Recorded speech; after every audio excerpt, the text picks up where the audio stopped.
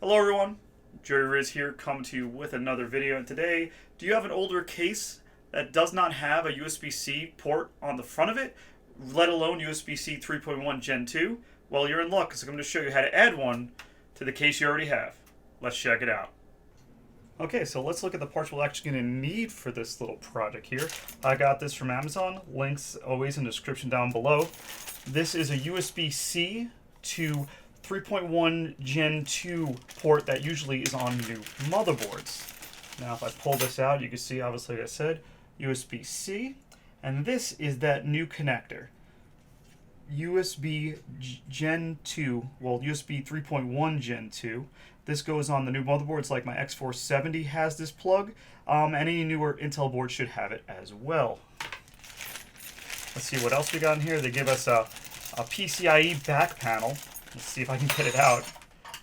PCIe back panel, like I said. This is just to put it on the back of the computer if you don't want to mount it to the front like I'm going to do. But let's see what else we got. Like I said, alright, we got two screws that will screw into this. We actually will probably use these. Now let's get this in the computer. Okay, so first thing I wanted to do was take my GoPro here. It is USB-C, and I'm going to turn it on and actually see if we can get the GoPro to connect to the new cable before we go, tearing everything apart. So as you can see here, I have the cable plugged into my X470 motherboard in that new port that's right there, made especially for 3.1 Gen 2. Well, let's see if we can get this connected. Now, here we go. Goes right in there. Camera is on. Now, let's try to plug this on in and see what we get.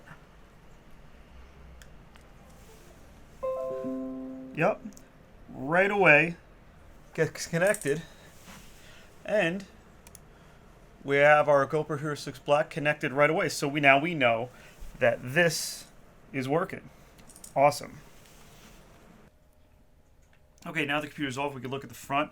The front I/O panel is here, but it did have an extra space here, and I was originally going to try to make something to put the new USB here and, cut a hole in the case, but I figured I don't need two USB 3.0 ports in the front of the case. I can ditch one, so what I'm going to do is I'm going to unbolt this, pull this one out, and mount the new one right in here so I don't have to put another hole. Okay. Now that this port is out of the way, we can now see the hole right here where I'm going to try to place this. Now, if we go from behind, if I have a little bit of space here, you can see it's not as tall, but it's a little wider than this hole. So what I'm going to do is I'm going to try to use one screw, and I'm going to try to mount it here or in this little cutout here. Might be able to do it. Alright, so off camera what I've done is I've fished this little guy through and plugged it into the system. Now I'm going to try to see if I can make a hole over here to accommodate a screw, and that's what this guy is for.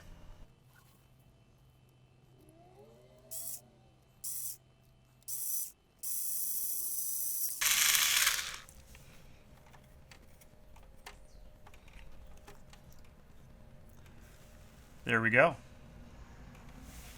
Okay, so I made a slight miscalculation.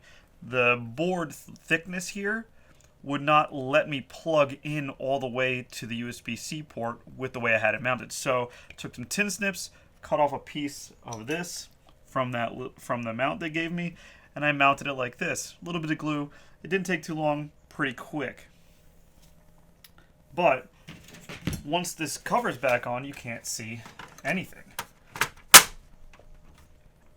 As you can see, we just have a hole here now, which is no big deal because no one's really going to see it anyway. And let's plug in our port. There we have it. Alright, thanks for making it to the end of this video. I hope you enjoyed it. If you did, give a thumbs up down below. If you have any questions or comments, leave them in the link down below. As I said before, anything I use in this video, any cases, any parts, are all going to be linked down there as well. Now, if you want to see how I cat-proofed my case for a few dollars in screens and magnets, also, let me know down below. This has been Joey Riz. See you later.